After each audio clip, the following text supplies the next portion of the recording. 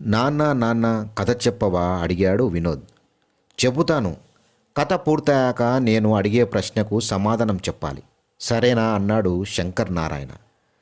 కథ బాగా విని జవాబు చెప్తా అన్నాడు వినోద్ సంతోషంగా. విను అంటూ మొదలుపెట్టాడు శంకర్ నారాయణ. సాంబమూర్తి లక్ష్మీనారాయణ స్నేహితులు. తిలకు సాంబమూర్తి కొడుకు, పవన్ లక్ష్మీనారాయణ కొడుకు.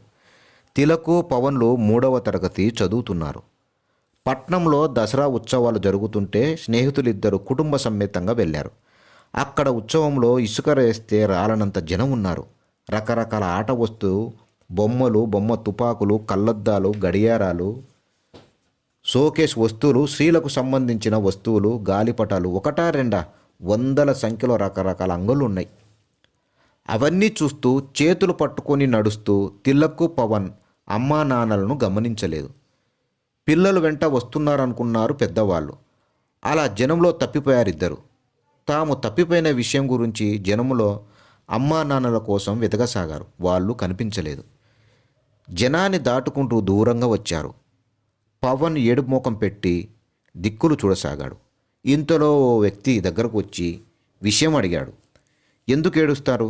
ఇవిగో ఈ బిస్కెట్లు తీసుకోండి, నా వెంట రండి, మీ అమ్మా నాన్నల దగ్గరకు తీసుకెళ్తా అంటూ ప్రేమ నటిస్తూ బిస్కెట్లు ఇవ్వబోయాడు. పవన్ బిస్కెట్ల కోసం చెయ్యి చాపబోతే తిలక్ వారించి పవన్ చెయ్యి పట్టుకొని జనం మధ్యకు పరుగు తీశాడు. ఎలాంటి పరిచయం లేని వాళ్ళను నమ్మొద్దు. మత్తుమందు కలిపిన బిస్కెట్లు చాక్లెట్లు ఇచ్చి ఎత్తుకెళ్తారు. ముందు చూపు ఉండాలి అంటూ తిలక్ దూరంగా కనిపిస్తున్న రక్షక భటుడి దగ్గరకు నడిచాడు. రక్షక భటుడితో విషయం చెప్పాడు. ఆయన దగ్గరలో ఉన్న స్టేషన్కు తీసుకెళ్ళాడు. మీ నాన్న సెల్ నెంబర్ చెప్పండి అన్నాడు. పవన్ చెప్పలేకపోయాడు. తిలక్ చెప్పాడు. వాళ్ళకి ఫోన్ చేసి పిల్లలు 2 టౌన్ పోలీస్ స్టేషన్లో ఉన్నారని చెప్పాడు.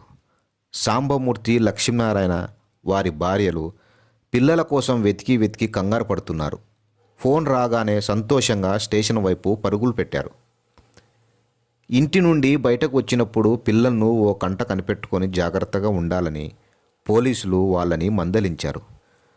తమ తప్పుకు పశ్చాత్తాపపడి పిల్లల్ని గుండెలత్తుకుని రక్షక భటులకు ధన్యవాదాలు చెప్పి బయటకు నడిచారు. పిల్లల్ని జాగ్రత్తగా చూసుకుంటూ దసరా ఉత్సవాలు తిలకించి ఇల్లు చేరారు అందరూ. శంకర్ నారాయణ కథ చెప్పడం పూర్తి చేసి 2 ప్రశ్నలు అడుగుతాను, సమాధానం చెప్పు అన్నాడు వినోద్తో. అలాగే నాన్న అన్నాడు వినోద్. నువ్వు ఎక్కడైనా తప్పిపోతే ఏం చేస్తావు? ఇతరులను నమ్మను నాన్న. వాళ్ళు ఇచ్చిన తినుబండారాలు తీసుకోను. పోలీసుల దగ్గరికి వెళ్తాను. మన ఇంటి చిరునామా, సెల్ నెంబరు చెప్తాను అన్నాడు వినోద్. ఏది మన ఇంటి చిరునామా, నా సెల్ నెంబర్ చెప్పు, గడగడా చెప్పాడు వినోద్. వెరీ గుడ్, బాగా చెప్పావు. ఈ రోజుకు నిద్రపో, రేపు మరో కథ, మంచి కథ చెప్తాను అన్నాడు శంకర్ నారాయణ.